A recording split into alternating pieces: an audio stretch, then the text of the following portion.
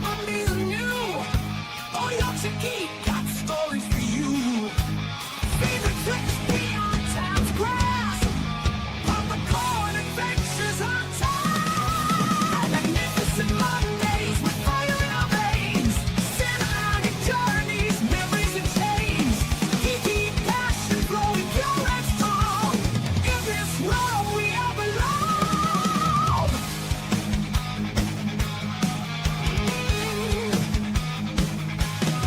Movies and war and stories that fly. From battles in space to tears in the eye. Epic tales, join those best. Trumpet tells, join the quest. Magnificent Mondays with fire in our veins. Cinematic journeys, memories and change. Geeky passion flowing pure and strong. In this world we all belong. Movies and war and stories that fly. From battles in space to tears in the eye. Epic tales, join those best. Drop the couch, join the quest. Magnificent Mondays with fire in our veins. Cinematic journeys, memories and change. Geeky passion flowing pure and strong. In this world we all belong.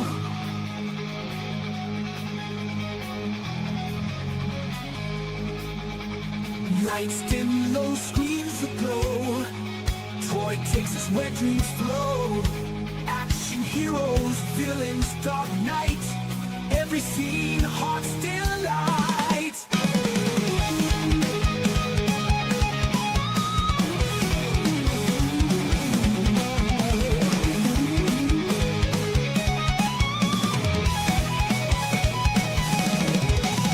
Geek myths, giants rise and fall. Time machines, epic brawls. Mondays in blue with geeks light. Fantasy realms to infinite heights.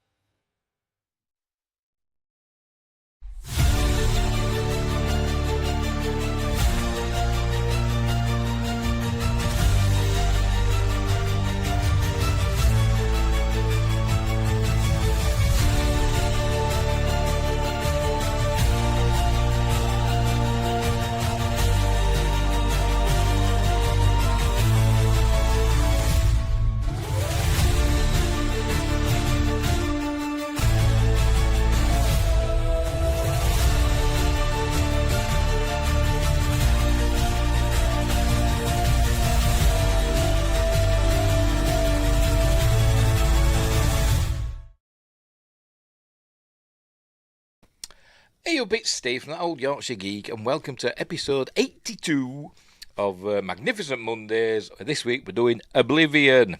There it is, the Blu-ray, and it's weird case. I've never seen another one like this. I don't think I ain't got one anyway. Starring Tom Cruise and Morgan Freeman and lots of other people. But before we start, don't forget, like and subscribe, share the videos, drop a comment, hit the notification bell if you're subscribed already. Explore the description for links for stuff like my books, they're down there. Merchandise, which I'm not wearing. And other stuff, my other links for websites and I don't know, whatever. Just have a look. And what else? Become a member, and then you can get early access videos and exclusive videos and stuff like that. Such as me, I forgot what do you call it now, a Magical Monochrome series that I do. Where we have a laugh at some old 50s usually sci-fi or horror movies. So that's if you become a member. What else? Super chats and super thanks. Throw those at me, as many as you like. It'll help. Right, so We should be live on YouTube. Let me check. Yes, we are. Hang on, where are we? Yes, we should be live on Rumble. Yes, we are. And we should be live on Twitch. Yes, we are. Right. Oblivion. From 2013. I think it came out the same year as last week's film, Elysium. That came out in 2013 as well, I think. Sure it did. Directed by Joseph Kosinski, based on they keep calling it a graphic novel that he did, but it was never published. But he wrote a book. It was written in prose form. It wasn't a graphic novel like a comic book, but it had lots of illustrations and stuff, and they used that to pitch the film. It looks really good. There's a behind the scenes on the Blu-ray that shows it. Based on his screenplay written by two of the fellas who I've never heard of. It stars Tom Cruise, Morgan Freeman, Olga Kurilenko, Andrea Riseborough, I don't know how you pronounce this name, Nikolai Coster-Waldau, is that how you pronounce it? I have no idea. Jaime Lannister from Game of Thrones. And Melissa Leo, and it's also got Zoe Bell, who you may know from Death Proof, and other stuff. Who did the music? Music by M83. Never heard of them. I have no idea who hang on, let's have a look. What does it say there? M83 is a French electronic pop music group. Blah, blah, blah, blah, blah, blah, blah. So they're similar to Daft Punk then. Because Joseph Kosinski obviously did Tron Legacy, didn't it? And that had Daft Punk did the music for that, didn't they? So obviously in keeping with his tradition, I suppose, now, is it? I don't know. But I keep getting Joseph Kosinski mixed up with John Krasinski, who did A Quiet Place. But anyway, whatever. It had a budget of $120 million, box office of, we'll say, $290 million. So it did all right. I don't know if it... I don't know if that meant it turned a profit. Maybe it did just. But apparently it wasn't well received. It didn't get very good reviews. I don't know why, because I think it's a really, really super good film. What is it on? Where is it? I've seen it somewhere. Here we go. On Rotten Tomatoes, only got a 54% rating based on 259 reviews and an average score of 5.9 out of 10. Which is not very good, is it? But I think it's really good. Visually striking, but thinly scripted. I think it's fine. I think the script's fine. So there we go. Right, we'll get on with it, shall we? We will get on with it. We're not just going to watch the film, obviously, because YouTube would go mental and stop the stream and all that stuff. So we're going to go through it in a series of stills, maybe the odd little clip. I'll try and remember what I've learned about it, which isn't much, to be completely honest.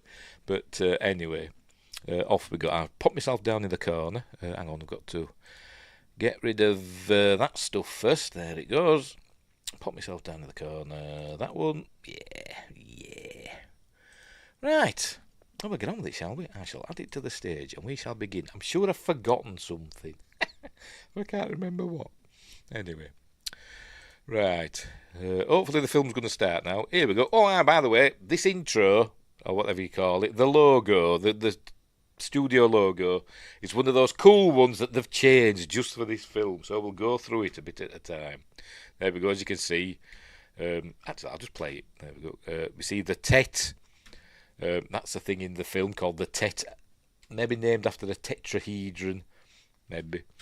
But as you can see, that goes over the horizon, and then we see the Earth. There we go. We see like craters and stuff on the Earth, so Earth's being ravaged, and we'll also see. I've got to keep stopping it.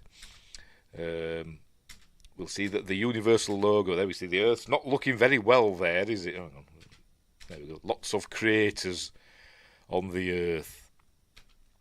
And we'll see that the universal logo doesn't look well either. Look, it looks a bit grimy, doesn't it? There, look, the Earth's ruined. No polar caps. There's the Tet again. The oceans have receded. As you can see, the the mid-Atlantic ridge is poking through the ocean, so the oceans have receded for reasons that we'll get to in the film. Oh, Josh Temple's here. Never fear, Maddie's here. Harpoon at the ready. Yeah, ready to get some scavs. They're the baddies of the film. Anyway, But there we go. Cool. I like it when they do that with a company logo, a studio logo, and they change it for a film. It's a pity the film didn't do better. Right, so off we go. Here we go. It says we get a bit of a exposition from Tom Cruise's voice talking about Earth before the war. There we go. In 2017, remember this film came out in 2013. So in the future of 2017, Earth was attacked by the scavs. There we see Olga Kurilenko. By the way, we're up on top of the. Let's go back again. We're up on top of the Eiffel Tower there. In the distance, you can see the New World Trade Center, which were completed the year this came out, by the way. And then we see Olga Kurilenko. But we learn that Tom Cruise's character, Jack Harper, has been dreaming about Olga Kurilenko, not the actress, the woman she's playing in the film. There he is. There he goes. He wakes up, and we see that he's in some futuristic house. There's Angela Riseborough, great actress. Everybody says she's the beautiful Angela Riseborough. I've never found her particularly attractive, but she's one of these. She's like Bette Davis or Glenda Jackson. She's one of those actresses that's really great actress, but not very, in my opinion, very good looking. I mean, I'm no looker. Bloody hell. Anyway, so she plays Vika, which is short for Victoria. Don't know how they just don't call her Vicky. Don't know, but anyway. But apparently, she wasn't pleased with this film because it's one of her most hated experiences in her life. She was asked what were the most the worst job you've ever had. That was it. Somebody asked her, what was the worst job you've ever had. And she said it's either shredding duck in the Chinese restaurant or Oblivion.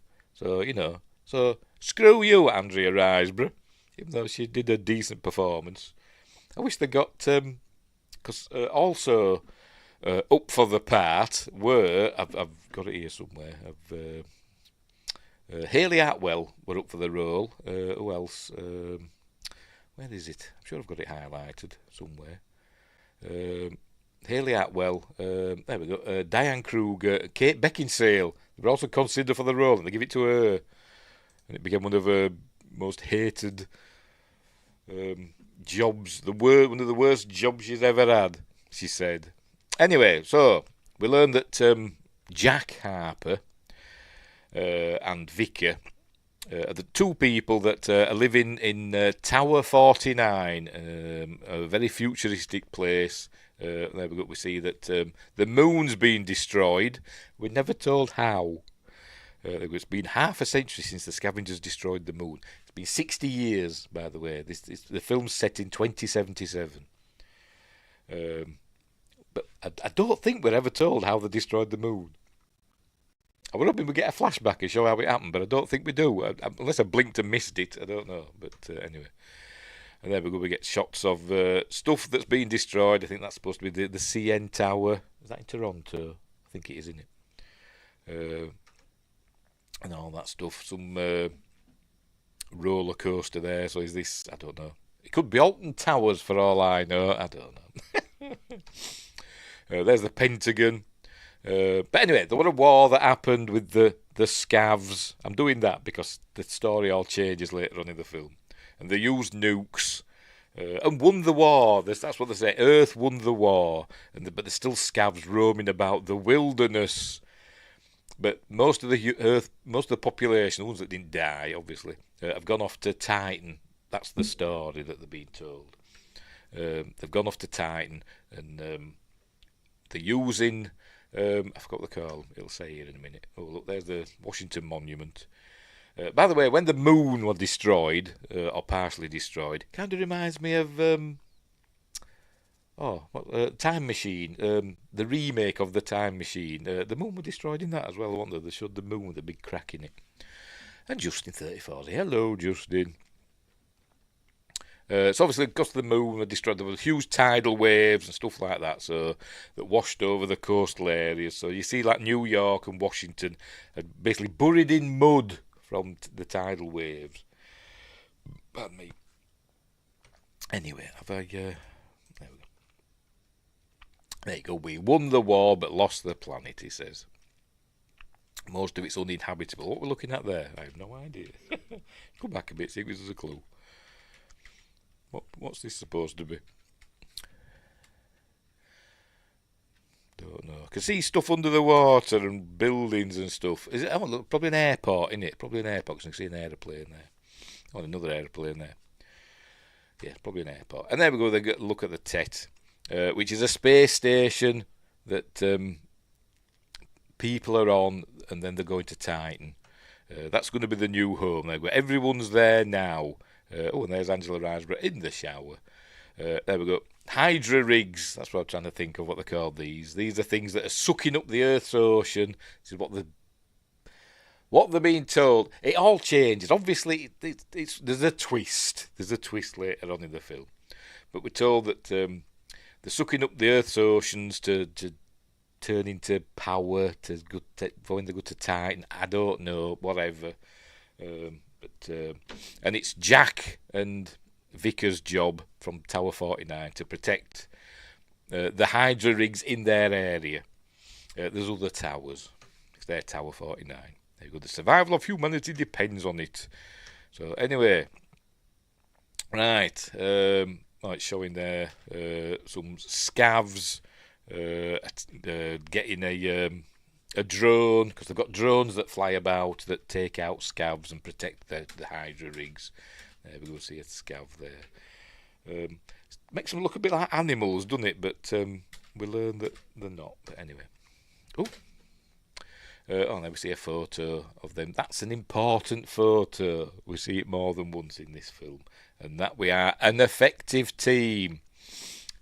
Up on the TET space station, there's a woman called Sally, and she keeps getting in touch with them, and she keeps asking Vicar if they are an effective team, and she's got to keep saying yes. And if she says no, stuff happens. Right, so, and Jack has to go on patrol in his super duper helicopter-like, but it's not a helicopter, spaceship plane thing, with his high-tech weapons. But anyway, so off he goes. By the way, they filmed all this. They did this in a set, obviously. It's not really up on top of a thing. But it used an early iteration of the volume, the technology that would eventually become the volume. They used it in this. They went out and filmed from the top of a mountain in Hawaii for several weeks. Just filmed, sunsets, the landscape, the sky, and all that stuff. Because it's supposed to be up above the clouds in this. They filmed all that. They just played it back on these huge screens, and the sets were lit by these screens. So that's the technology that eventually became the volume. So you can blame Oblivion for the laziness in Hollywood. Anyway, so there you go. You can see that it's up on top of this tiny little pole that's holding it all up. I'm sure it's safe, but off he goes. Oh, hang on. So there he goes into his thing, and we see that it's up on this thin pole that's anchored into the ground, up above the clouds, and then we get the logo. Right, so off he goes on his patrol in his super duper bubble ship, we call it, something like that, bubble ship, based on a Bell 47 helicopter, apparently. So there we go, off it goes.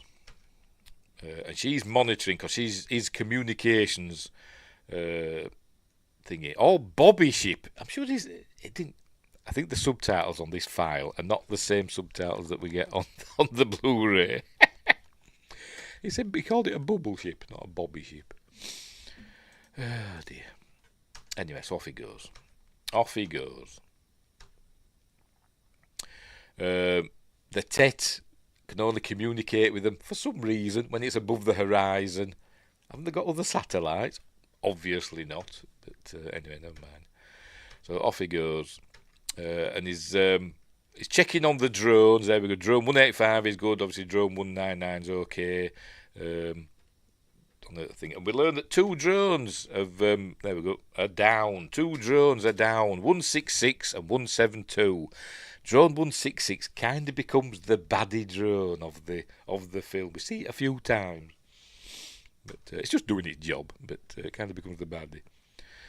Anyway, there's a cool shot of the Tet reflecting the sunlight as it rises above the horizon. So he's going to go and check on those two drones. There's Sally, played by Melissa Leo. At first, I must admit, I thought it was Sigourney Weaver. Kind of looks a little bit like Sigourney Weaver, doesn't she? But it's not. So she's reporting all the stuff to her. There we see on the map. All this is the radiation zone that they're not allowed to go into. I'm going to be doing that a lot in this film. Anyway, right, so off he goes. By the way, the effects in this film are amazing. I think they're really good. And it's a beautiful looking film. Really cool. Anyway, so off he goes. He goes and flies through a thunderstorm. And apparently this technology that they use in this film attracts lightning like bloody hell. But anyway. Right. Oh, and we also learned that they've got a drone down in the workshop area under repairs, but they're waiting for supplies or parts to fix it properly.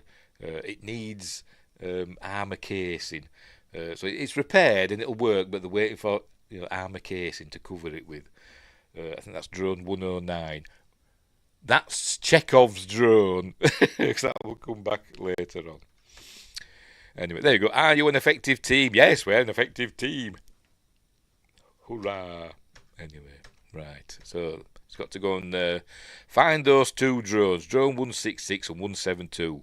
Because see, 172's disappeared off the scopes or whatever, sensors, whatever they've got. So he's heading for 166. Yes, and also, yes, he gets struck by lightning, and now all the power goes out, and he's plummeting to his death. There he goes. Falls into this huge canyon. But luckily, and she loses sight of him. Looks like, oh no, you've gone. He disappears from her sensors. There we go. And obviously, he comes back out again. There we go. Whee! He's fine. There you go. Lost you for a second. Right, so anyway, drone 166 has crashed in an old football field. What they call it? Arena. What do they call it now? Yeah, arena. Whatever. Stadium. That's what I'm thinking of. A full football stadium. And it's New York, is this, by the way? It's supposed to be New York. I think. Yes, it is. So he has a flyabout. I said, effects are amazing. I think they're really good. So he sets down. It's his job to fix it. So he sets down. And there's a little toolbox to go and fix the drone. But also we learn. Well, we see that somebody's watching him. And I think what's happened, the power cell's been taken from the drone, so he goes and puts a new one in. And that's what the scavs do, the down drones, and take the power cells from them. There we go. 2017 World Champions. Whoever were at this stadium, whoever's ground this was. But he knows all about the match, apparently, because he's read about it or something. We also learn, by the way, they're on like a 5-year tour of duty. And for security, they have to have their memories erased. And then in a couple of weeks, they're nearly done. They're nearly done their 5-year tour of duty. In like 2 weeks, they're going to head off to Titan. That's what they're being told. Anyway. Right, there we go. There's, we presume that's a scav. I'm guessing that's short for scavenger. Watching him through some high-tech binoculars and listening to him as well. So it's obviously got some sort of audio component that can listening to him reciting the football match, because you Americans, you like talking about your football matches and going through everything that we don't really do it over here because we don't have American football. We have proper football, what you call soccer, but we don't really go through match, the match statistics. We'll say the score. We'll say, whatever, Man United lost to Leeds United, obviously. 2-0 or whatever. And we'll say who scored the goals. And that'll be it. That'll be all we need to know about it.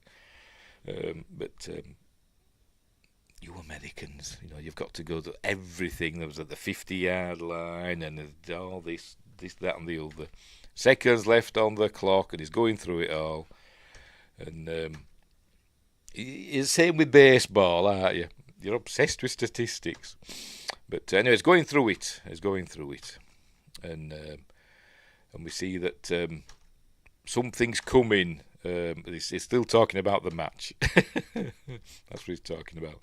But then something's coming, and he thinks it's a scav. We'll see something there.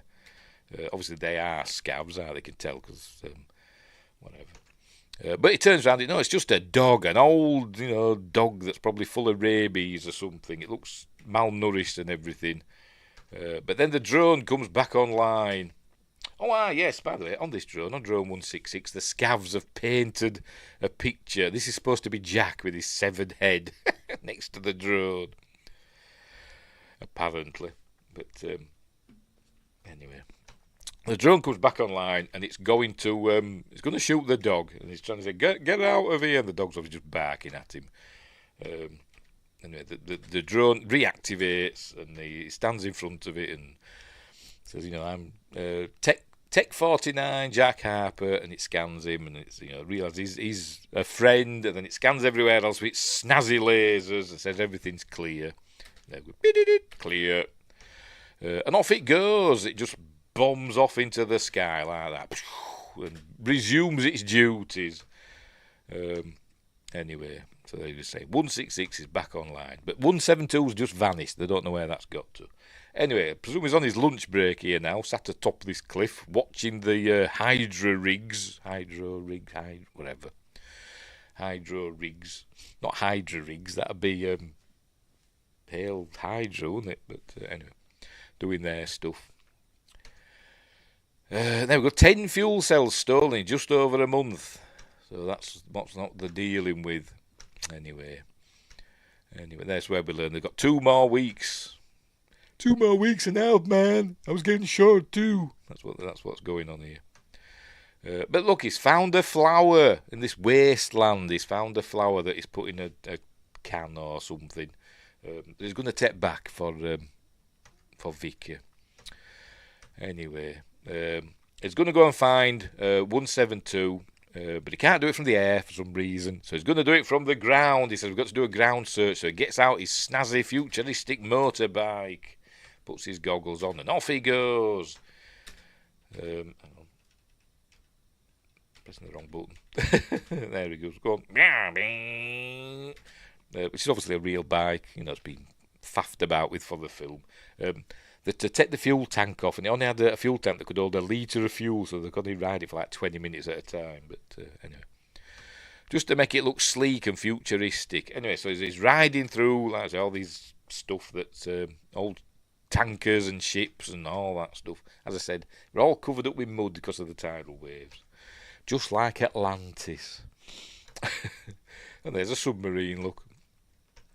Anyway, so there he is, and he picks up a signal, so he goes and heads towards it, and he sees it's down a sinkhole, what he calls a sinkhole, and it's some sort, I think it's supposed to be the New York Public Library, so I hope that ghost of that librarian isn't down there. We don't see it, but you can just see it says it there, look, library. So he looks down, and he says he can hear it, it's down there, he can hear it making its noises. They make weird noises, these drones. I'll see if we can hear it in this. Sinkhole. No visual, but I can hear it. I think he's heard it then. But they make all other weird noises as well. So he's going to go down. There we go. He sets up his cable, and then we see there's a scav watching him. Dun dun dun. So down he goes, and obviously she thinks he loses contact with him. But down he goes into the.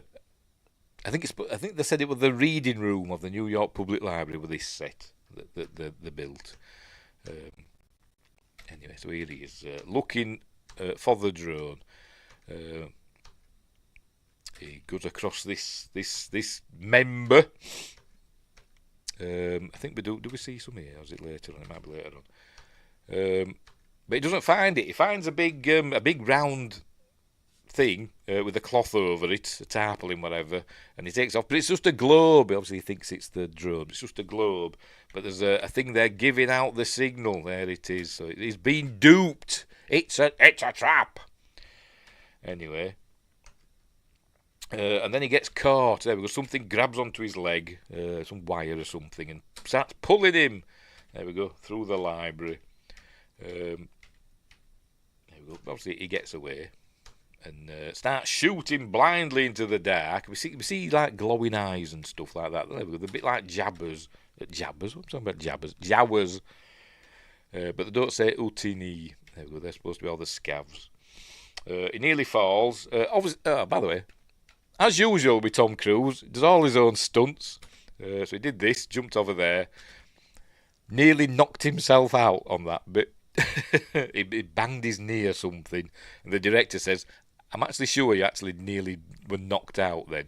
He says, I wasn't knocked out. He says, well, you looked like you were at least greyed out. You know, as though he'd lost his senses for a minute. Yes, he did all his own stunts again, because you know what he's like.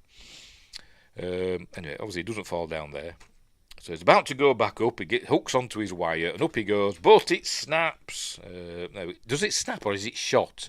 I think it might be shot. It doesn't show it, I don't think. It's just going up. There we go. And it looks like it's shot, doesn't it? Because there is a scav with a sniper rifle that we see later. So I'm thinking it's shot. So he falls. Ah! Tom doing his own stunts again. Here he goes. I don't know if that's Tom. That might be a stuntman. I don't know. But for the next bit, this bit, Tom had to do this several times because he's got to fall in this bit now. He goes through this table and he's got to fall and look into camera. And a few times, you know, he forgot to do that. But eventually he did. And it's like for a fraction of a second. You think, why are you that bothered about it? You got to bloody fix the table and for each take. But there it goes. There you go. There you go, like that. He's got to look into camera and then they cut away immediately. And he loses his rifle. It goes down into the abyss.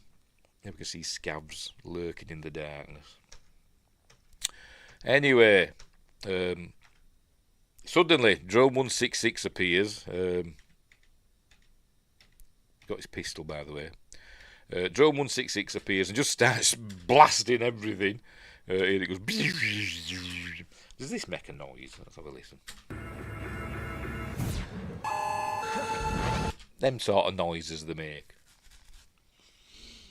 And it just starts shooting everything. There we go. I don't know if they're using, you know, like rail gun or if it's like lasers or plasma. I don't know what they're shooting, but it's cool sci-fi stuff. Killing the scavs that are in the room. There's one poor fella, this fella here. He cops for it. Just his head remains. There you go. Just his head. Poor chap. And it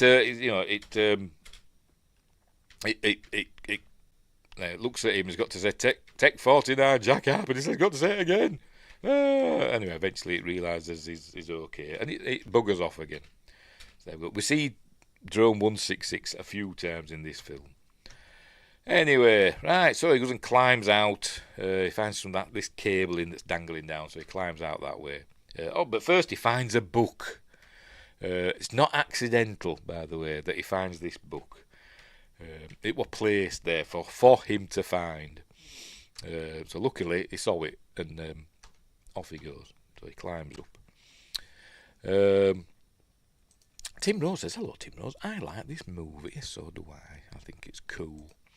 Anyway, he got back to the surface, and they're taking his bike of the scavs. So living up to their name. Good evening, Tim Rose. They're living up to their name, so he's had to walk all the way back to his bubble ship, bubble copter, whatever the hell they call it. I forgot what they call it. So he's not best pleased. So there we go. Now here he is working on Drone 109. But as a look at this book, it's The Lays of Ancient Rome is the book, and it's the bit that it focuses on is about Horatius's defence of the bridge. He defended the bridge, didn't he? Back in the day in ancient Rome, and it focuses on that. There we go. How can a man die better than facing fearful odds for the ashes of his fathers and the temples of his gods? That comes back later on. There's that quote. Anyway, right. So they're doing more of their by the way, they're also in love because they've been together for 5 years, I suppose. So they're in a relationship. Anyway, he gives her the flower, and she just instantly takes it out and drops it over the side. Because it's regulations. There you go. You know the regulations, Jack. You don't know what's in it. It's from outside. It could be putting us all at risk. So obviously he's miffed about that. Cool shot showing the ruined moon. So in this timeline, the Earth's probably got a ring or a partial ring now, hasn't it, around it? But anyway, right. What happens next? They're having dinner, and she gets a bit. She's wanting. She's obviously feeling a bit randy, so she's gonna go. There you go. She says, "Come on, we're gonna go and have sex in the big swimming pool that they've got." And so she just strips off. I don't know if this is her. She strips off. There we go. I don't know if that's or a body double. I don't know. But so they're going to have fun and games in the pool. Right. There we go. Oh, but then he starts having his visions of Olga Kurilenko, who we learn is called Julia later on in the film. Right. Is he dreaming again? Because there's some sort of nuke's gone off there. Or has this actually happened? Oh no, it has actually happened. What's going on here? Oh, yes, I just remembered. I thought I just finished watching this film about an hour ago. One of the Hydra rigs has exploded. There you go, so that's what they're seeing there. The scavs have used a nuke. Yes, bow chicka wow wow. The scavs have used a nuke on one of the Hydra rings. Not a nuke. A fuel cell from one of the drones. Have used that. Why is that not working? Right, so off he goes to check it out. There we go. A 6-stage meltdown from inside the Hydro rig's core. Apparently what they did, they put this fuel cell or something underneath it and it sucked it up and it blew up inside and it's destroyed the Hydro rig. So Sally's, there you go, weaponised one of the stolen fuel cells. So Sally's not happy. But they're also detecting a signal that's going from Earth off into space, so he's got to go check that out. So he goes and tracks that, and Sally's obviously not happy. They've lost a Hydra rig. We can't afford to lose any more, she says. There you go. Then she asks her that again. Are you a Jack and effective team? Yes, of course we are. Justin said cinematography was very good in this movie. It is. It's an amazing looking film. I think it is. Look at that. Obviously, there's New York's buried under mud, so you get into buildings and stuff. So you get like these canyons and stuff. That's just what would have been the streets and stuff of New York, but like I say, now the canyon walls with rivers and waterfalls flowing down. Really cool, but scary at the same time. Anyway, so it's heading for this unknown signal, which we learn is on the emanating from the Empire State Building. So here he goes. There it is. Most of it's buried under the mud. So he goes and checks it out. Off he goes. He's getting these keeps having these flashbacks. I'm having dreams about this. So in he goes, and he finds that where the signal's coming from. We learn that they're using the building as an antenna to send this signal off. There you go. Into space, but they don't know why. But they decrypt the signal, and it's some coordinates, which apparently is in New York somewhere. It says it in here somewhere. I've got it. I probably can't find it. It's somewhere. I forgot the name of the place now. Oh, there we go. A cul-de-sac. The coordinates given in the movie, what it says there, take you to a cul-de-sac on 17 Mine Drive, New City, New York. I'm take their word for it. I don't know if that's true or not, but that's what they've said in the trivia. Anyway, it's out in Grid 17, which is the middle of nowhere apparently. It's a cul-de-sac in New City, New York. There you go, middle of nowhere. Anyway, it shuts off the signal. So anyway, there you go. It's quite close to the radiation zone, but he just skirts round the edge. Continues his patrol. He says, "I'm going off comms," because he's going to do his patrol. But he's actually going. He's got a secret place that he's going to. I think this is it anyway. So off he goes. There he goes, flying through some lovely landscapes. There he goes. Whew, oh, look, through a cave of some sort to the Forbidden Valley. Maybe Guanji's there. To here he is. A lovely, so obviously not everywhere is all destroyed. This is a lovely green alpine valley. There is built a little shack that he goes and visits now and again. With his solar panels and his wind turbine and all that to power his old stereo and stuff like that he's got there. By the way, it found a monkey. There you go. In the top of the World Trade Center, it found a monkey. It's supposed to be King Kong, and it's a King Kong plushie, isn't it? Because obviously King Kong climbed the not World Trade Center, Empire State Building. We'd actually seen it earlier in his dream.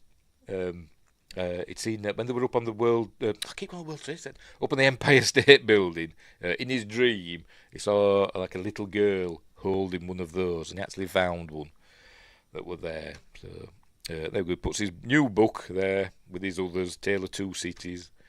It was the best of times. It was the worst of times. Message Spark. Anyway. So and he's going to play some records now. He puts a record on. I can't remember what it is he's listening to. Later on, it's White Shade of Pale, but I can't remember what this one is. Let's have a listen.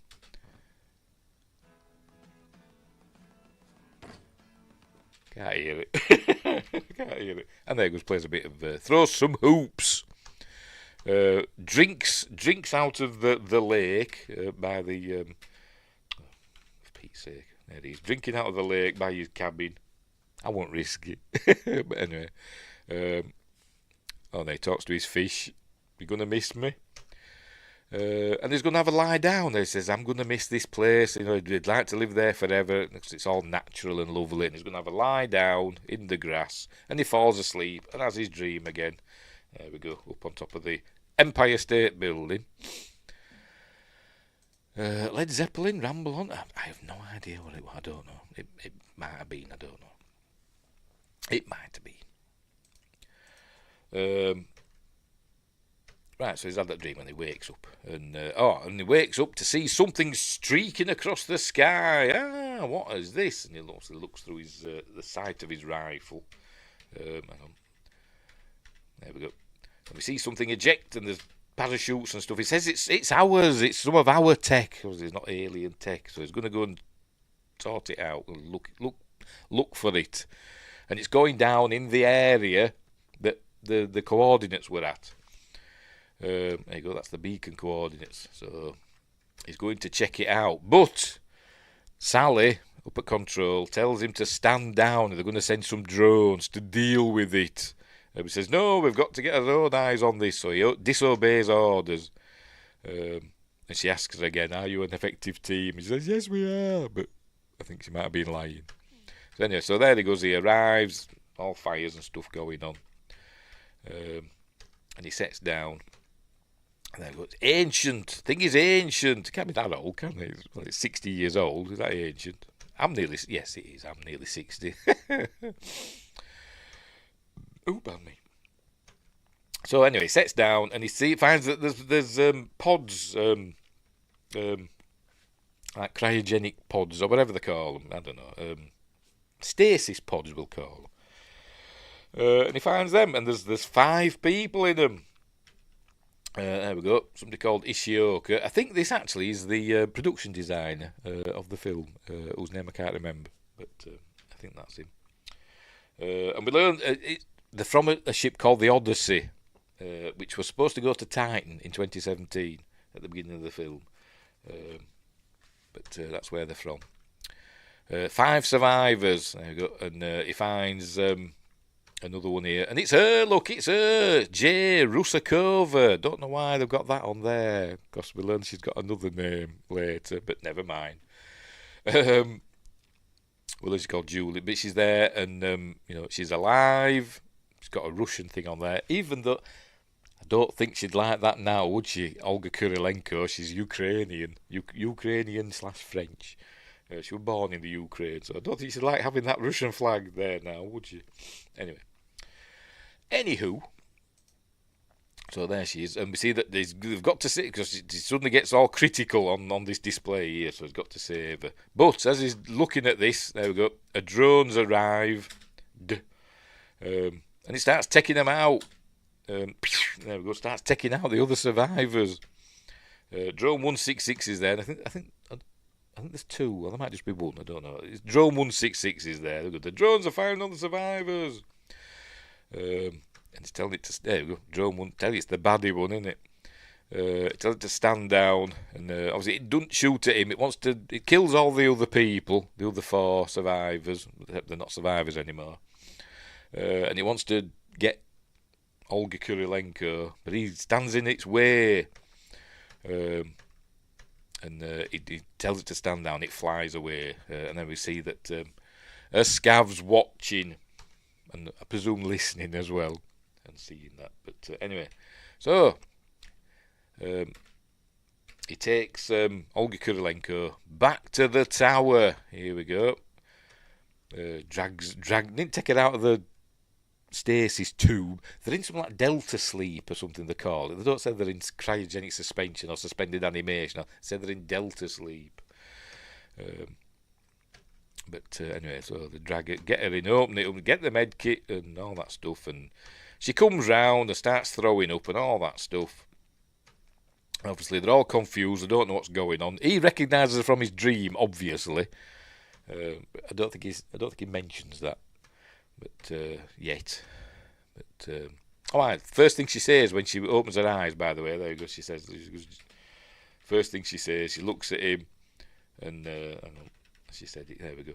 First thing she says is Jack. There we go.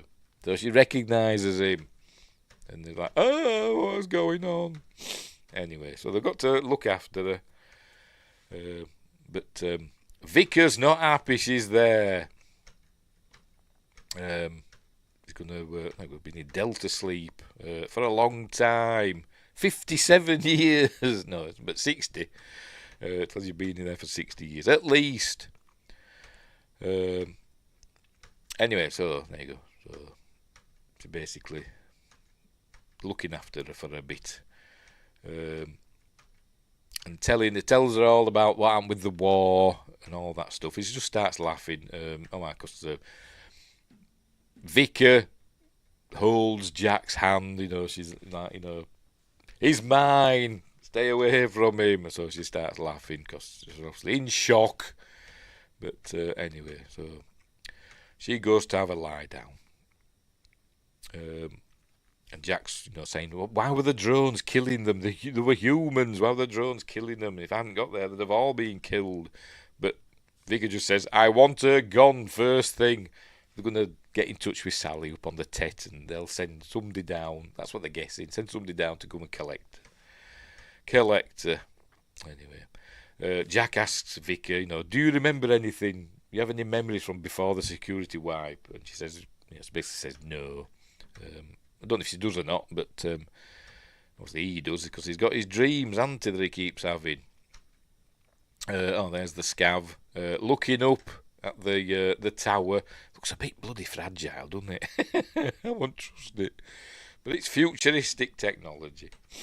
Anyway, so he's watching from below.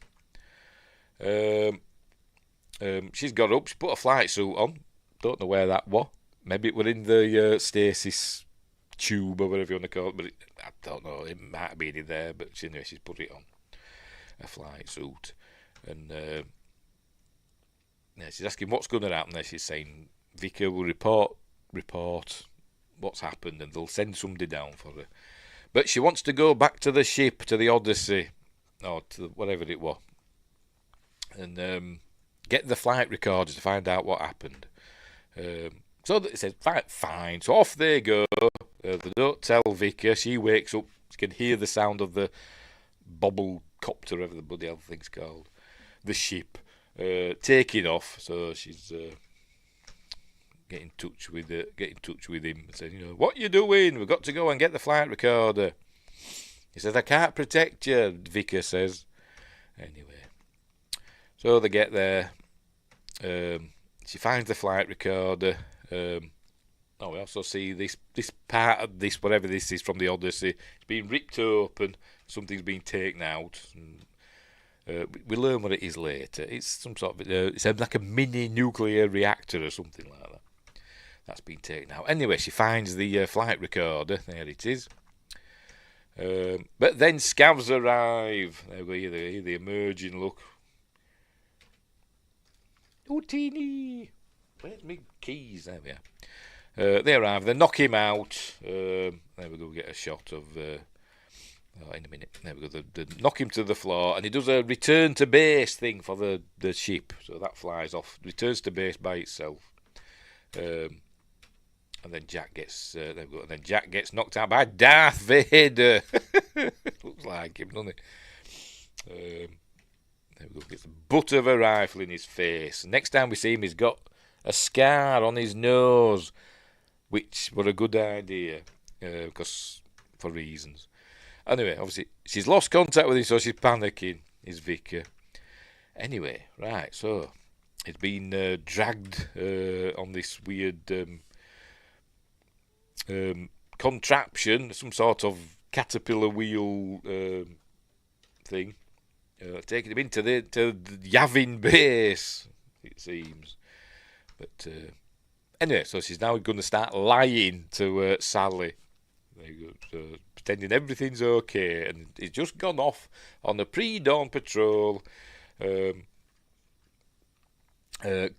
you send a drone to go and check him out, because he's gone off comms? Just a quick scout. She says okie dokie.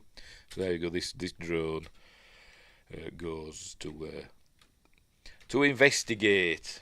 Not 166 is this one's a different one. Right, he wakes up because he's got a scar on his nose, look. Which is important for later. There you go. It's where we meet Morgan Freeman. He lights up a cigar and he's talking to him. There he is. Says, I'm human. And so that's where we learn the scavs are humans. They're not aliens. So, everything is being told is a lie. He's going through what you've been told. Don't go in the radiation zone and all that. There's no radiation. It's all a lie. The scavs are humans. There you go. We're not aliens, Jack.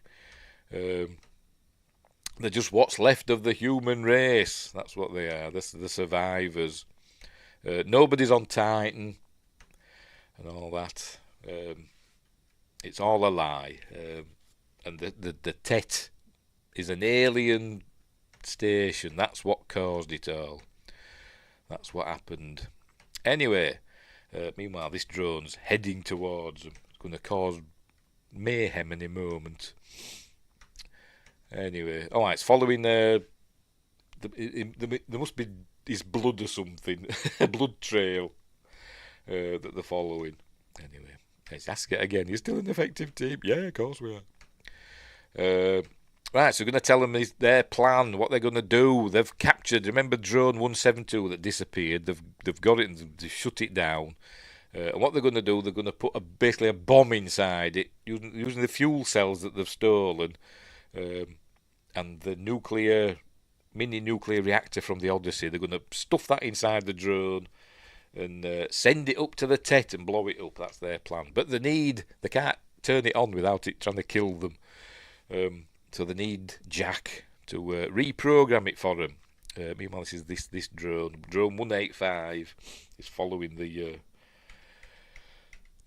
red line or blue line, whatever, to find Jack. Jack's telling him there are people up there. He said, no, there's no people up there. Actually, it turns out there are people up there. We'll see that later. There's Jamie Lannister. He doesn't like Jack. He doesn't trust him. Anyway, this lookout says, there's a drone coming, and then all alarms go off, and he's going to shoot Julia if Jack doesn't agree to help them. But then just as that happens, all these alarms go off, these klaxons go off, and all like that. And then this drone's arrived, It's going to start shooting up the place. There it starts scanning. This fella here is going to take a pot shot at it, much to its annoyance. So it blasts the bloody hell out of his bunker. And then these two chaps, well, one of them's Jamie Lannister. I'm just calling him that. I forgot his name. Sykes. Sergeant Sykes. That's who he plays. And some unnamed red shirt. He shoots at it. Doing! And then it just turns this gun round and just blows him away. Pff, gone. But luckily, Jamie Lannister, Sykes, is a better shot. There we go. Hits it in that. And that essentially destroys it. It starts spinning out of control and blows up. There we go, it's offline. It blows up, so destroyed that one. Make sure we're still going. Yes, we are. Right, cool. Did it. No, I don't want to go ad free with Rumble Premium, so I'm just checking Rumble. Right. Anywho, they're saying, if ones come, they'll send more. They'll turn this place to dust. I forgot his name. Beach. His name's Beach. Who was a young soldier, apparently. He'd been new in the army or something like that when the war happened 60 years earlier. Now he's an old man and in charge of this lot. And he's called Beach. And he's trusting Jack now. He says, right, we've got your motorbike. Remember his motorbike that got stolen? We've got that. Go off and find your answers. It says that, they send him off. There you go. Tell them, I've been to your radiation zones. If you're looking for the truth, start looking there. So they go riding off on the bike, and Sykes doesn't agree with him. But anyway, off they go through, the ruined landscape of past Earth, running low on fuel, and they end up back at the Empire State Building. Yes, because he says if you let us go, I will get in touch with the tower and they'll stop the they'll stop the drones from coming. So that's what he's doing here. He's using the signal thing that they found in the Empire State Building, like using Morse code or whatever, to send a message to Vicar. And they go, another day in paradise. So there must be Phil Collins fans. So she knows it's from Thingamabob, Jack. She knows it's from Jack. So she gets in touch with Sally and says, everything's okay. So she's happy.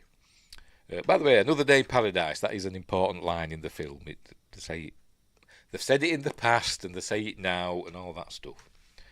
We'll learn later on. There we go. Copy that tower. Glad Jack's safe. Tasking the other drones back to rig support, so they're not going to attack the secret rebel base on Dantooine. Anyway, right, so they're going to have a little chit-chat now. By the way, this was filmed in Iceland. A lot of these scenes that we see are supposed to be like, New York. It's actually filmed in Iceland in the height of summer, but it was still quite cold. When they shot this, it was really quite cold, and poor Olga Kurilenko's just got a vest on. I think she was a real trooper. They always say that, don't they? When they put their actors and actresses through hell. Oh, they were a trooper. Anyway, but she was really cold. Why did she have to be in a vest then? Put a coat on her. She's got one. Oh, she's got a flight suit thing, hasn't she? Just pull that up, can't she? But no, because they've got to show off how attractive she is, I suppose. Anyway, it's where she tells him that she's his wife. That's who she is, and that's why he remembers her, because he's got memories of her and dreaming about her. And she were on the Odyssey. They were going to Titan. It was the first manned mission to Titan.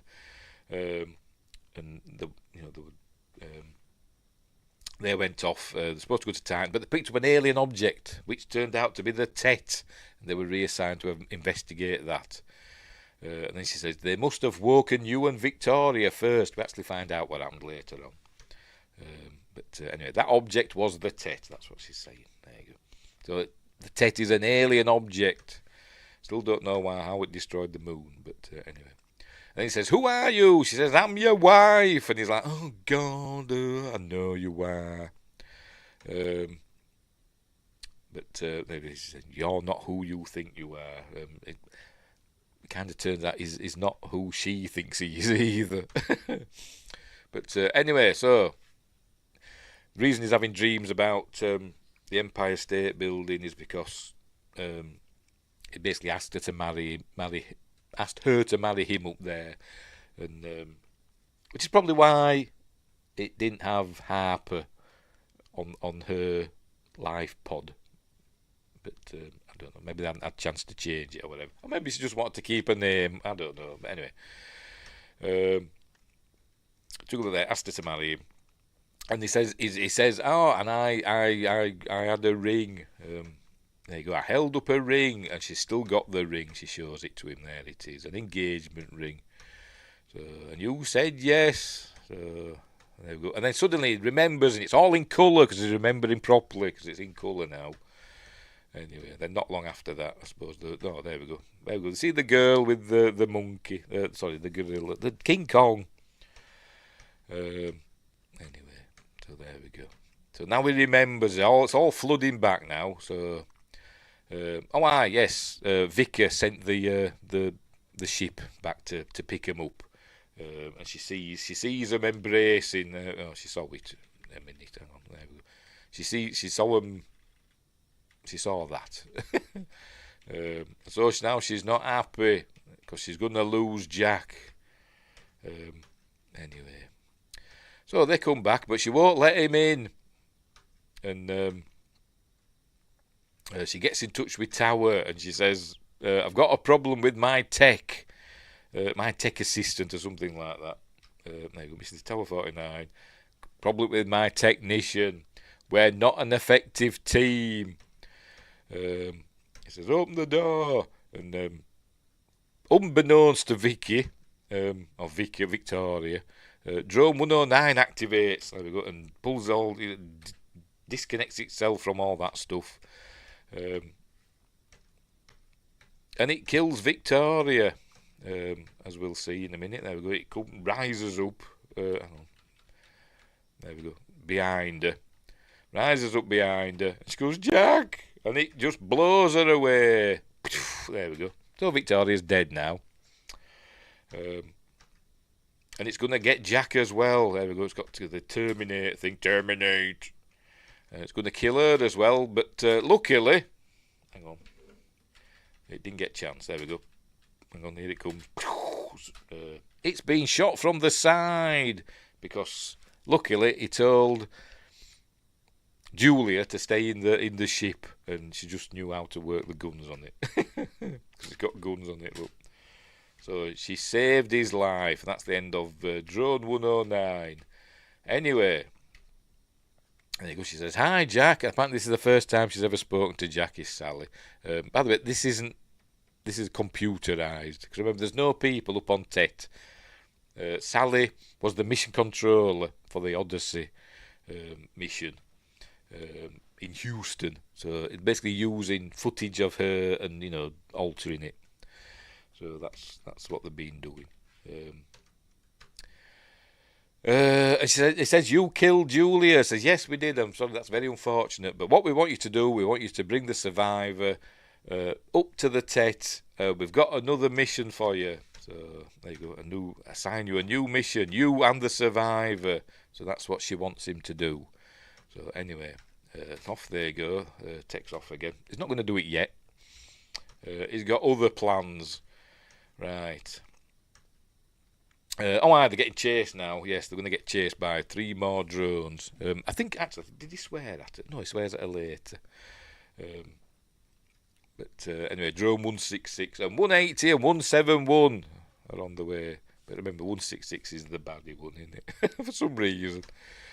Anyway, so they're chasing them, so they're going to try and kill them. Either go back up to the Tet or they'll kill you. By the way, that's Bob. I forgot to mention that. Obviously, something is found that he puts on in his ship that Bob's about, and he talks to Bob. So anyway, they fly through the thunderstorm. Look, there's another thunderstorm. And she goes, "Oh, lightning!" Says that's the plan. Because remember, lightning knocks out their power like it did with him earlier on. So if Lego flies through, and luckily, lightning doesn't hit him, but it hits those three, all three of them. So they fall out of the clouds. They're heading down as well. But they're fine. Look, they're fine. So the chase continues. It is quite a good bit. This actually, I must admit. Through these canyons and stuff. They hide behind a waterfall, wait for them to go by, and so they end up behind them.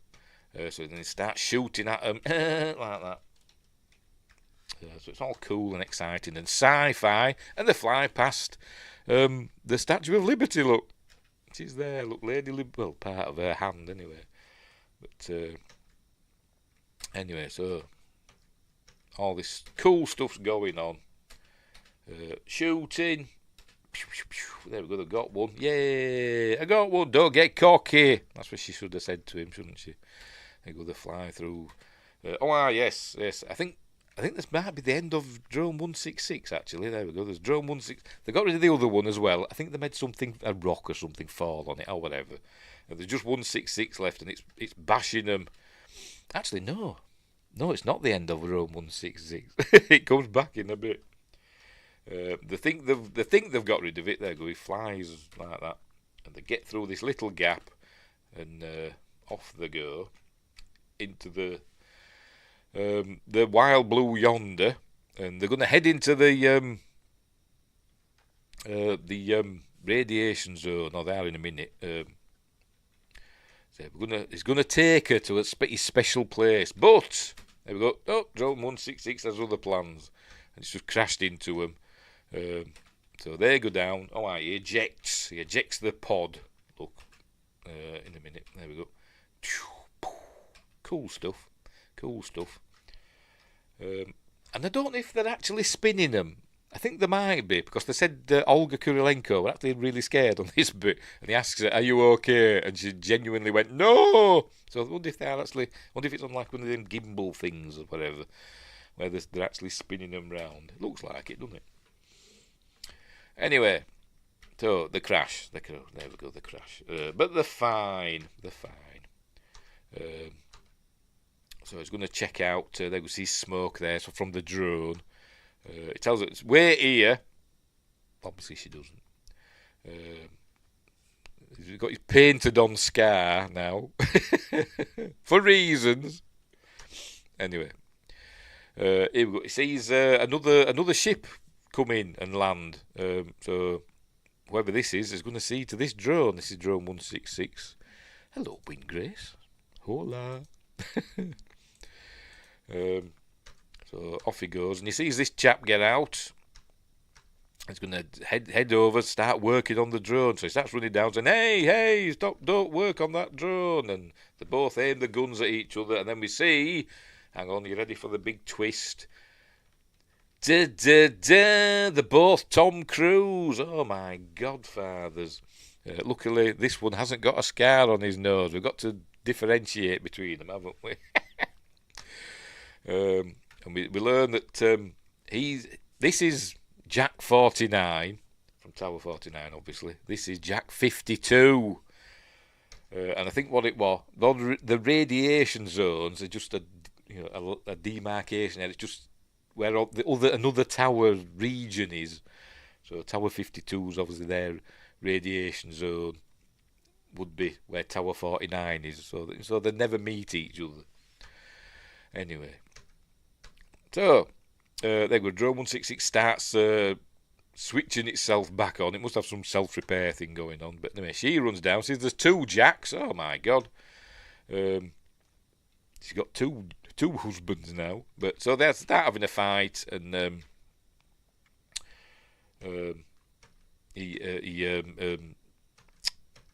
what they call it? There we go. Gets him in this wrestling move and chokes him out. That's what I'm trying to say. He chokes out Jack 52 and makes him unconscious, and just gets over to drone 166. There we go. It's coming. It's going to shoot him. Manages to pull out its energy core thing. Boing. There we go. Gets out of the way as it hits the ground. So that's drone 166 dealt with. Alright, but as they were fighting, by the way, a gunfire happened, and we see that she's being shot in the stomach. Oh no! So I thought he was going to put her in the ship and fly her back, somewhere to the Tower 49 or whatever, or Tower 52 or whatever, and give her medical attention. But no, he just picks her up, shoves her in a cave. There you go, there's the cave. He shoves her in there. Just hold on, I'll be back momentarily. But so, okay. He ties up Jack 52. Doesn't take his jacket off him. I don't think he does anyway. I don't think he has. I'll have to check. But he's got the number there. Oh, there on that side, on his right hand side, the number. So he's obviously 49, and I don't think he changes it. But anyway, whatever. So off he goes. There we go, heading for Tower 52. And there it is. Perched on top of a mountain. Why have they got to have these? I don't understand why they've got to have on these little, delicate little poles that they're on. Anyway, so in he goes, Tower 52. Oh, I've got to look. Oh, I can't see if it's a bloody seatbelt. So in he goes. There's nobody about, so he's looking round. Hang on. Yes, he's still got his 49. You can just see the 4 there, look. So he's still got his 49 thing on. Yes, he has. Look, you can see 49 there. And he gets a med kit. That's what he's going to get. He gets a med kit. And then he sees, oh no, it's Vicar. Sorry, I just got distracted from best viewers on stream, boo, from Twitch. Thanks, Twitch. Anyway, Vicar's there, alive and well. Obviously, she thinks that he's her Jack. Obviously, not looking at the 49. You think that'd be a clue, wouldn't you, to him? You think, well, if we're in Tower 49, what was the Tower 1 to 48? Can we get in touch with the people in there? Obviously, not me thinking that they're the same. But anyway, whatever. They're supposedly not supposed to ask questions, are they? Anyway, so she says, "Oh, what's happened to you?" Noticing his looks like he's been having some fisticuffs. Anyway, she gives him a kiss, and he basically fobs her off, and off he goes. Says, "I've just got to go back out to patrol," but she's obviously not noticed the 49 on his jacket. Maybe she wasn't expecting that, was she? But anyway, so off he goes. He flies back. With the med kit, and we see, hang on, as he goes past, there we go, we see Tom 52 has disappeared. He's got free of his bonds, and he's just buggered off somewhere. We do see him again later, but not for quite a while. Right, so he uses the med kit, he gives her a spray of something, and then he uses some magical device and says, "But it'll hurt," and there we go. Hang on. There we go. Sprays that, and then uses this. Says this is gonna hurt, because it's. Is it just sucking the bullet out of it? I don't know. But we hear a scream. Right, puts his bobble. So. Oh, right, yeah, it were in the other cockpit that they ejected, wasn't it? Yes. It were only over the sand dunes, wasn't it? So he must have just retrieved it. Popped it into the Tower 52 ship. Anyway, right, so she's all cured now. So he takes her, hell of a day, her Bob. Takes to his house by the lake. There we go, she wakes up, and she's looking round. By the way, those glasses, there is from Tom's glasses from Top Gun, apparently. And Joseph Kaczynski, remember, directed Top Gun Maverick, or he would do in the future of this. But anyway, there you go, she's seen his books. And she puts, I think, is it this one where she puts White Shade of Pale on? Is it? Hang on. Have I got the volume down? Hang on. I think I have. I think I've got the volume down. I was doing my music videos earlier on, and I've got to really lower the volume on my computer down, or my son starts saying, "Keep it quiet down there." Anyway, so that's why I can't hear it. But yes, it is white, a shade of pale. Anyway, move that again. So she goes out to him and says, "Oh, this is nice," and all that, and he says to her, "I'm not your Jack, but I've loved you for as long as I can remember." And she says to him, "There you go. You said when it was all over, you'd build me a house on the lake, and when all what was over, their mission to Titan, I don't know, but and they grow old together and all that stuff. There you go, grow old and all that, and so that's what he's done. Probably without realising it. Anyway, so there we go. So they have a kiss, and we presume they've done the deed, if you know what I mean. We'll find out why I've said that at the end. Next morning, he's getting up and arming up, and he's got to go back. He says, "I've got to go back and help those people." I presume we're going to leave her there, but she's going to go with him. He says, "We'll come back when it's over. Promise me." He says, "I promise." So off they go back. She's got a flight suit on again. Does she have a supply of these, or does she carry it around with her all the time? I don't know, but she's got that back on. They're going back to see Morgan Freeman again. Here's Jamie Lannister's pointing a gun at them. He says, "Oh, you had me worried. I thought you weren't coming back." I can't do a Morgan Freeman impression. There's Zoe Bell in the background. There's Zoe Bell. You may know from Death Proof. And she's a stunt woman more than an actress, isn't she? Anyway, right, so he's going to help him. He's going to reprogram that drone. Now, because where we learn his name, Malcolm Beach. And she says she's Julia Harper, even though it didn't say that on her Stasis pod. Anyway, there's the Tet. Where are we here? What is this? This is back on Tower 49, this, isn't it? Tet's obviously accessing, their systems, because there's nobody there now, is there? Because they killed Julia. And accessing the systems to locate where the rebel base is, basically. So there they go. They're sending 3 more drones to go and blow them away. Anyway, so here is reprogramming drone 172. There we go. Saw the moon get taken out, I think he means. Still doesn't tell us how they did it. I don't know how they did it.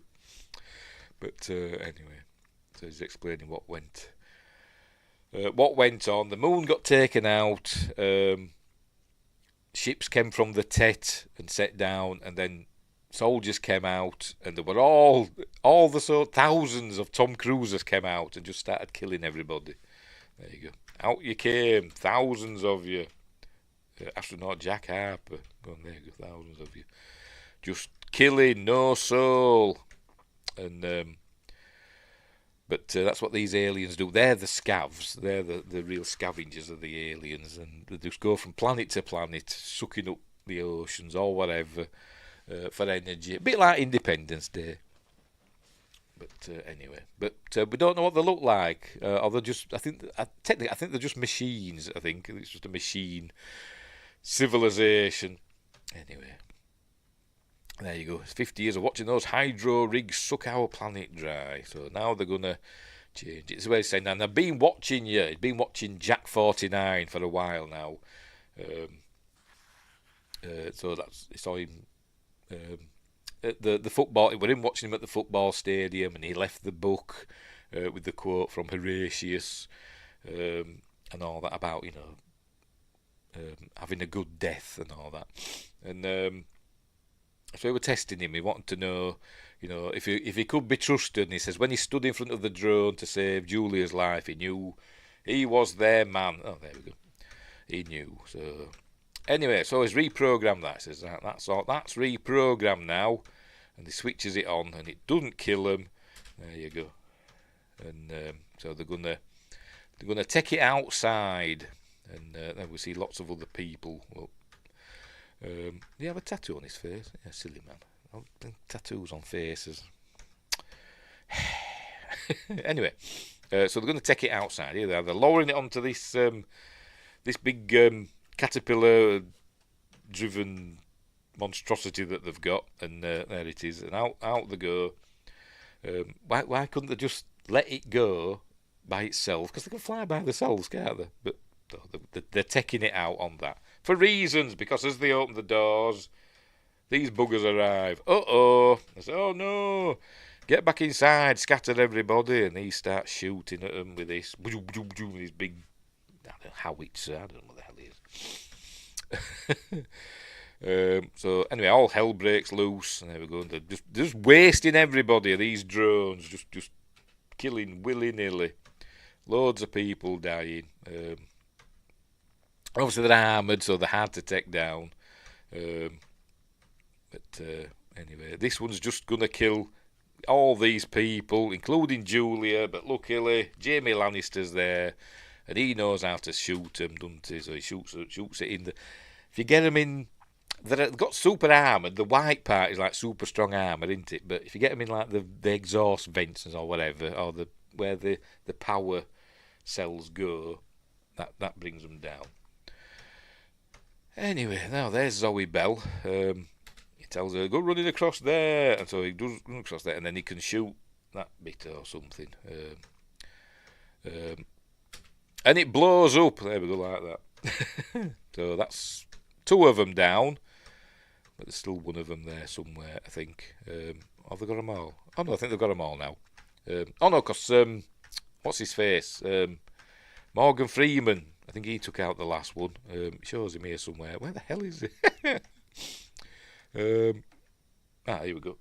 Morgan Freeman gets in this because the fella that were operating, the big gun in that before, he got killed. But Morgan Freeman jumps in and he starts shooting. There he is, look. And I think he takes it out. So they've got all 3. They've taken out all 3. Thank goodness. But drone 172's done in. It's no good. There we go. The drone. Send the drone. Says I can't. It's gone or whatever. Not it's going in. It's gone. Bloody subtitles are crap on this. But Jack says I can take the bomb myself. In the bubble copter thing. So and Beach says, they'll swat you like a fly. Says, no, because they're expecting me to go. She says, take me as well, because they're expecting them both to go up. That's what Sally said. Come up to the tet and bring the survivor with you. So that's what they're going to do. Meanwhile, she's looking at this painting. She says it reminds her of home. And this painting is. By the way, sorry, you were right. Yes, Ramble On by Led Zeppelin. That's what it was. It says in the. I've just noticed it here in the trivia. The painting, right. I forgot what it's called. I've got it here somewhere. Oh, cracking God, it. Where the hell is it? Oh, for Pete's sake, how does it say it down here?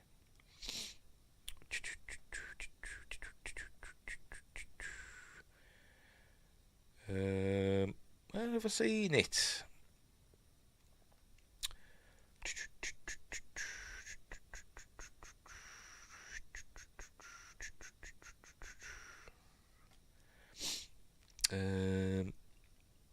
Whatever. It's a famous painting, but I don't know it because I can't find it. Why don't I just do a Control F and type painting? Control F, painting. There we go. The painting on the wall of a woman in a wheat field is titled Christina's World and was painted by the American artist Andrew Wyeth in 1948. So there we go. Oh, right, it's a sad story. The woman is based upon a real person who had been partially paralysed by polio. Wyeth was inspired to create this art when he saw her crawling across the field. As humanity has been crippled, yet is striving for fulfilment, this is appropriate. For fulfilment, striving for survival. Also, considering Victoria's self-imposed crippling and her fixation on the tet, this provides. What are you talking about? Anyway, so there we go. So that's Christina's World. It says it reminds her of home. Yes, it is a good movie. Yes, it is. Justin. So that's what she's saying. So that's what they're going to do. They're both going to go up. They're ready, and putting her in the stasis, what they call them, Delta sleep pod. Pops her in there. We see he's put the nuclear bomb in. Remember, they've got the nuclear thing from the Odyssey. They're going to show it. There it is. Look, kind of reminds me of what they call them. Oh, I forgot to call them. An aqueduct generator that was in Stargate, isn't it? Kind of reminds me of that. But there it is. That's what they're taking up. So she's going to put her to sleep, and they're going to fly up to the Tet. There we go. So off she goes. Sleepy nights. Right. And then he drags it out. I've just noticed it says there J Harper. It said J something else in the Odyssey, didn't it? Must have changed it. Anyway, right. So there it goes, fastened to the underside of the ship. So right, let's head into orbit, head into space, because they can go into space as well. But on the way, he's going to play back the flight recorder for the Odyssey mission. So we're going to see what happened. Oh, pardon me. So, right, here we go. Here we see the Odyssey. Which is cool. Here it is. There's the Odyssey. Remember, it was supposed to go to Titan, but they got redirected to investigate the Tet. Jack, and we learn Victoria are awake. The rest of the crew, including Julia, are asleep in the back. After 39 days of sleep, they're going, and we see we're hearing the voice of Sally, proper Sally, at Mission Control. So yeah, investigating what's happening. There we go, Russa Cove. There we go. Right, so there's Vika, and then we go. She takes the photo. She goes up to him, takes the photo just as he looks round to make it look as though they're in a loving relationship. But he actually just looked round as she took the photo. He also saw that photo. I skipped over it when he went to Tower 52. That photo again was in Tower 52. So it must be in all the towers. Anyway, so he's heading up, and we keep going back to the flight recorder. There we go. We hear the voice of Sally asking what his intentions are. So I'm bringing myself and the female survivor for all that to arrive. And then we go back to the Odyssey. They're supposed to stop 50 kilometres from the object, the alien object, which is now called the Tet.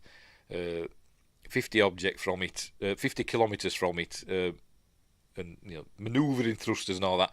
But they're still being obviously it's pulling them towards, and they can't stop it. Try using the thrusters and stuff, but they can't stop it. There's proper Sally, but they can't stop it. So he says, right, I'm going to eject the crew compartment.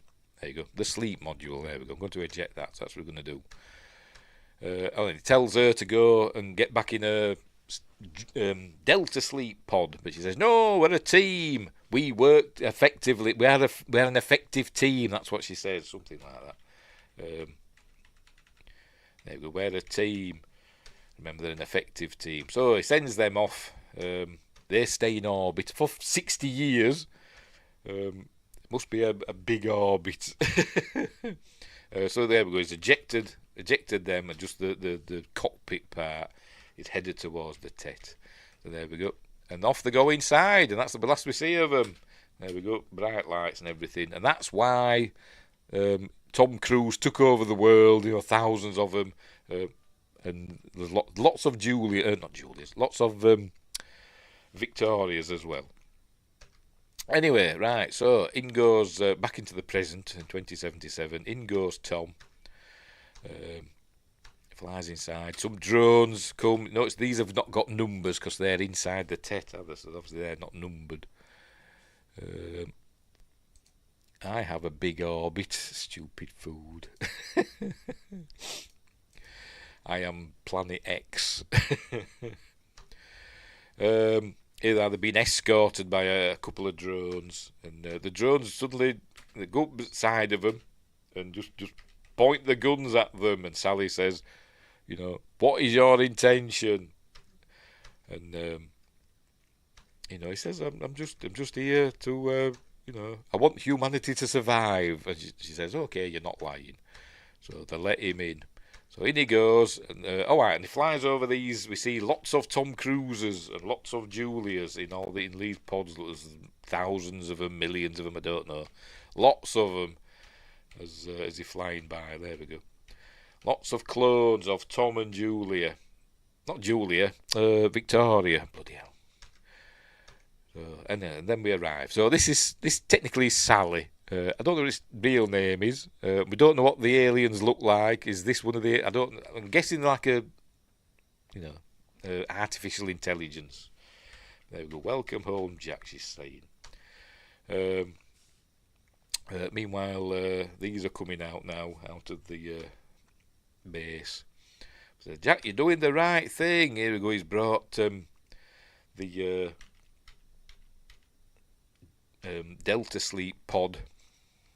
Oh no, and he starts telling her, said, I want to tell you a story from Rome, a city you destroyed. Telling about the Horatius thing with the, there you go. What Horatius said was, how can a man die better? No, it says, how can man die better? And then she said, you don't have to die, Jack. She doesn't have to die. And then he opens it up, and it's Morgan Freeman. It's not Olga Kurilenko. That's not the survivor you promised me, she said. I know it's not. No, it's not. And then the other one opens up, and we see that she's back at the cabin. He'd done a switcheroo on the pods, so he's left her there and gone up with Morgan Freeman. How can a man die better than facing fearful odds? Oh, by the way, they'd sent lots of drones to go and wipe out the rebel base on Dantooine. She's finds the painting that she liked of Christina's world. There we go. She finds that there. And the temples of his gods. And then Sally says, I am your god. And then he just says that. Come on, Tom, you can do better than that, can't you? But anyway, they've got the bomb, remember, and they're obviously the detonator there, doing it like aliens. You always were an asshole, Gorman. Anyway, so there we go. That's that. And boom! There, the tech goes, off it goes, kaboom, blowing it up to smithereens, yay! But obviously Tom 49, Jack 49, whatever, has sacrificed himself, and Morgan Freeman has as well, Beach has as well. I think he was dying anyway. I think he would like be shot to full of bullet holes, or whatever, plasma burns, I don't know, from the other drone. So I think he was dying anyway, so he volunteered to go. There we go. They're looking up at, there we go, the Death Star going up. It's like all the Ewoks are all going yub-nub now, aren't they? Anyway, oh well. So she looks up at that and then, no, drops to her knees, fade to black, and then we learn. There we go. She's got the painting in that. She's not very good at making frames, is she? Got to make do. And then we see she's got a kid with her. 3 years have passed. 3 years have gone by. She's lived there by herself for 3 years with a kid. Remember I said they did the deed. Obviously that's where the kid came from. Anyway, so I'm guessing she wasn't pregnant when she got shot in the stomach, by whoever shot her in that scuffle. So I'm guessing she got pregnant afterwards. Anyway, whatever. And they did the deed. But we're hearing Tom Cruise's voice again. Yes, yub nub, oh wow, yub nub. I don't know words. She's growing tomatoes, look, so it must be nice climate there. I'm hearing Tom Cruise's voice, and he's saying it's 3 years since the war and all that, since the war ended or whatever. And I wonder if I come to you at night in dreams. and all that stuff. She's still got the ring on her chain. And anyway, the little girl looks over, and she sees a little boy on the other side of the lake, and he waves at her, all cute. And then some people start emerging from the trees. And it's the survivors from the secret rebel base. There we go, we see Jamie Lannister there. I think Zoe Bell's there as well somewhere. But then we go, for 3 years I searched for the house he built, and then she looks and it sees Tom 52. Remember, he'd escaped. We saw that he tied him up, but then when he came back, Tom 49, he'd gone. So he's found her. So she's got another chance with another Jack, with Jack 52. And then the film ends. Now, I'm having a massive Mandela effect. Because I'm sure when I first saw this film, lots of Tom Cruises came out of the woods. You know, all the other Jacks from the other towers emerged. Or did I just think that were going to happen? And in my mind, that's what actually happened. I don't know. But I'm sure I saw that. Lots of Tom Cruises coming out of the woods. But that doesn't happen in this one. But there we go. So she's got another Tom. There we go. And then it ends. There we go. That's the end credits. I don't think there's anything. At the end. There's no end. After credits thing. No, there ain't. Right. So there we go. So that's the end of Oblivion. Stand by. Top film. I really like it, and it looks gorgeous. Unlike Andrea Riseborough. I'm not a fan of Andrea Riseborough. Yes, good movie, says Justin. Not as good as Elysium. I like Elysium a bit more than this, but they have kind of a similar vibe, don't they? I mean, they came out about the same time. They have a similar vibe. The effects in both films are top-notch and realistic, and you can imagine stuff being like that, can't you? The tech is kind of believable, isn't it? But it is a really, really good film. I really, really enjoy it, and I don't know why they say it's got a slim story. What did they say in this? Where are we? In the reviews or whatever. Where are we? Reception. Visually striking but thinly scripted. Oblivion benefits greatly from its strong production values and an excellent performance from Tom Cruise. But thinly scripted. I thought it was quite good. I think it's a pretty good story, to be honest. I think it's a pretty good story. And it's worth watching. And I don't know why it's got this weird DVD Blu-ray case.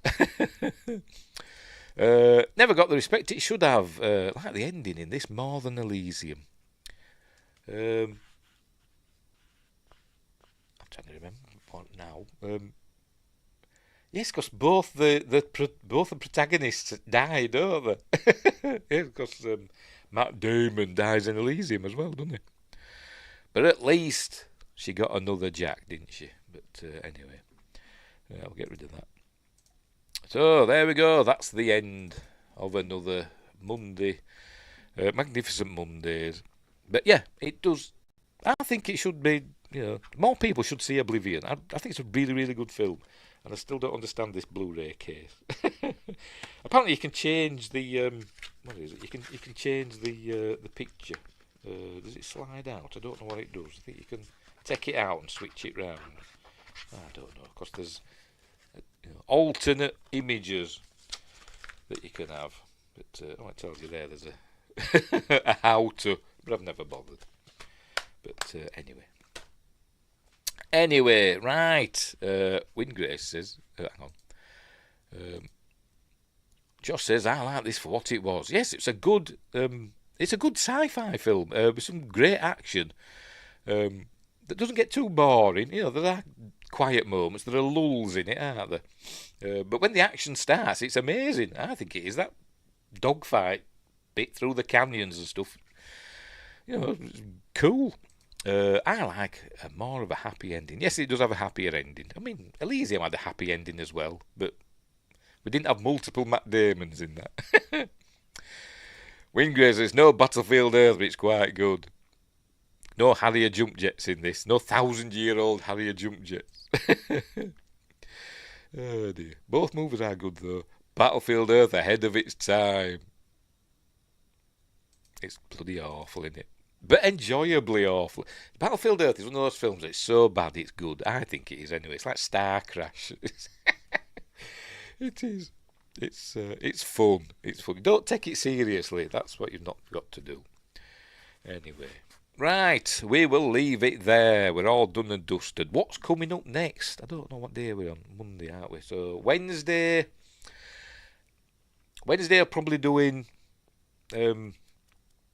top 5 favourite movies of 1992, because I don't think I'm going to get through all of Deep Space Nine season 1 by Wednesday. So I'll leave it till next week. So this week on Wednesday I'll do top 5 movies, my top 5 favourite movies of 1992. And then on Friday, fingers crossed, we'll get round to us Universal Monsters double bill. Which way around are we? There we go. House of Frankenstein, House of Dracula. Barring family dramas. So there we go. So that's what's coming up in the week ahead. Right, so we'll leave it there. So thanks, Win Grace and Justin, and Josh Temple, and Tim Rose as well. And I think that's it, isn't it? Yes, for keeping us company. While we go through Oblivion, which is a top film, and everybody should see it at least once. So there we go. Right, so hang on, let me get sorted. So thanks for watching, and wherever you are, look after each other, and until next time, I'll see thee.